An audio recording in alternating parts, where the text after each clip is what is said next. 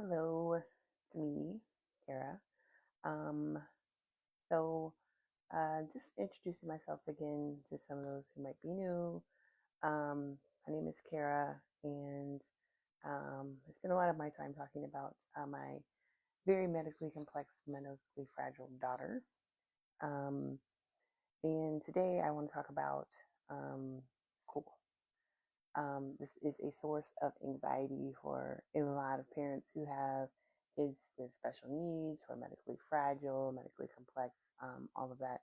I mean, it's a source of anxiety for parents in general, but there's kind of that added extra layer when your child has significant needs that need to be addressed during the school day.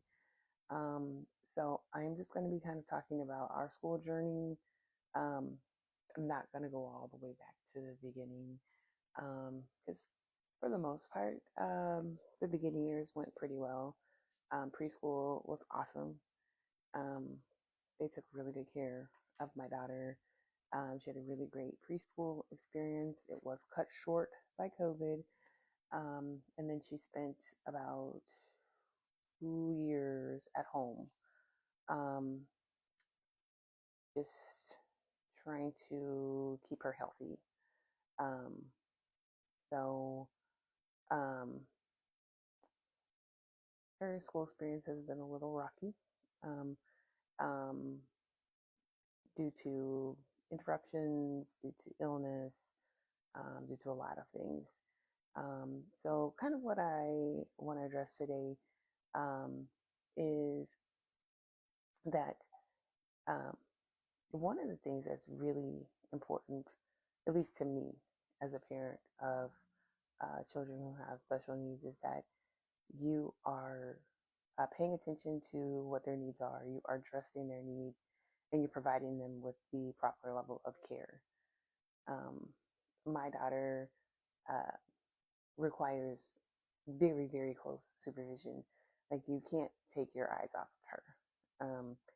If you do, more than likely you're going to have an incident. She's going to grab something, she's going to put it in her mouth, and she's going to try to swallow it. Um, that's just where she's at right now. She has very severe pica, um, and everything goes in her mouth. If it can get into her hand, it's going into her mouth. That's just how it is. Um, so she has to be very, very, very closely supervised to prevent that from happening. Um, if any toy that you give her, you have to make sure that it's big enough that it's not going to fit in her mouth, pretty much, or it doesn't have any small parts on it that she can bite off, because she will do that as well. So um, there's a lot that goes into it. Add on top of that, her medical needs, and she needs some pretty significant care during the school day. Um, but it's not impossible. It's not impossible at all. Um, there are supports that can be put in place so that a child, like even my daughter, can attend school and attend school successfully. Um, However, sometimes people are not willing to do what it takes, and um, that's very unfortunate. Um, so, kind of tell you a little bit about her experience over the last couple of years. Um, so, my daughter started at a new school around like February of 2024. We were really excited about this school because it was a school for kids who have um, medical complexities. So all the staff were supposed to be well trained. A lot of the staff were trained to um, do G-tube feeds, to pass certain meds. There was a nurse on staff. Um, they had a lot of training in CVI, which is cortical visual impairment, which is something that my daughter has.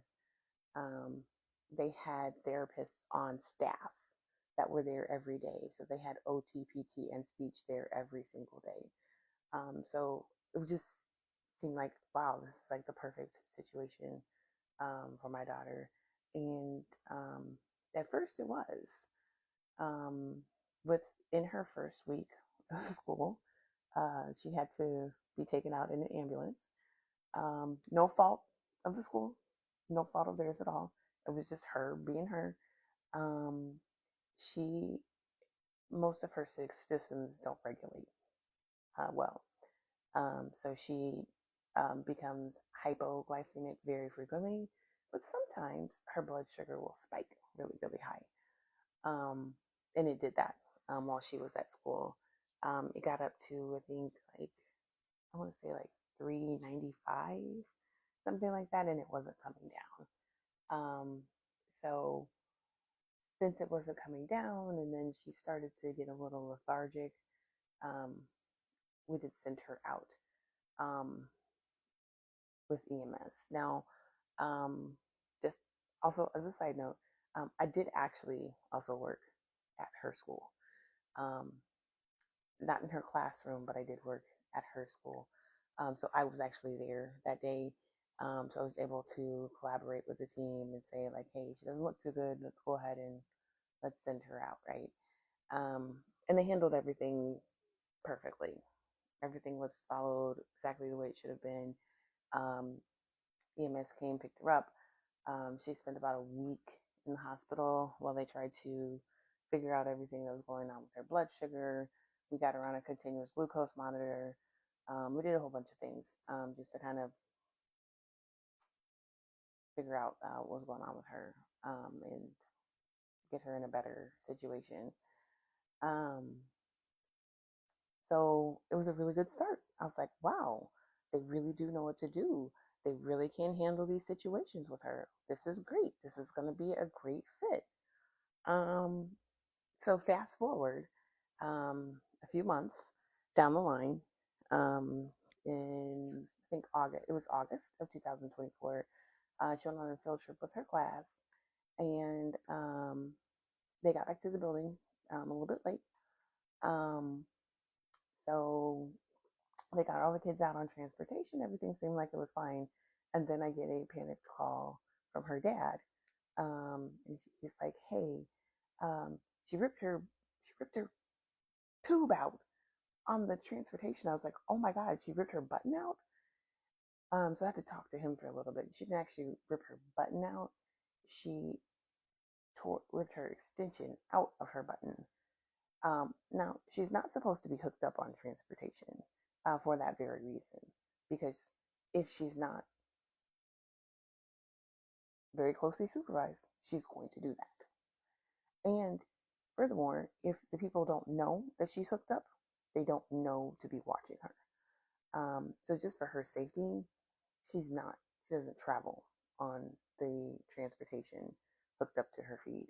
Now, if I'm transporting her myself, I might have her hooked up to a feed because I know what to do and I know what to expect and I can handle that. But I don't feel comfortable with her traveling on transportation hooked up to her feed because there's nobody on her transportation who is trained to administer a G-tube-V. There's nobody who's trained to do anything if she pulls her button out. So let's just leave her button alone while she's on transportation. That's that's my thought, right? Um, so you know, I find this out and I immediately report it to the administration, and I'm like, hey, um, it was just notified that my daughter was left hooked up to her feet and she pulled her extension out on transportation. And the response that I got was, well, is she okay? Did she get hurt? Well, no, she didn't get hurt this time, but she very well could have. Because if you don't know that she's hooked up to a feed and you just pick her up out of her chair and then that line gets caught on the chair and then her button gets pulled out, that's a problem in my mind. And it's also a problem in my mind if you take a child who is not supposed to be hooked up to their feed and put them on transportation hooked up to their feed. There's a breakdown somewhere. Because what that also indicates to me is that nobody checked her diaper before she left school.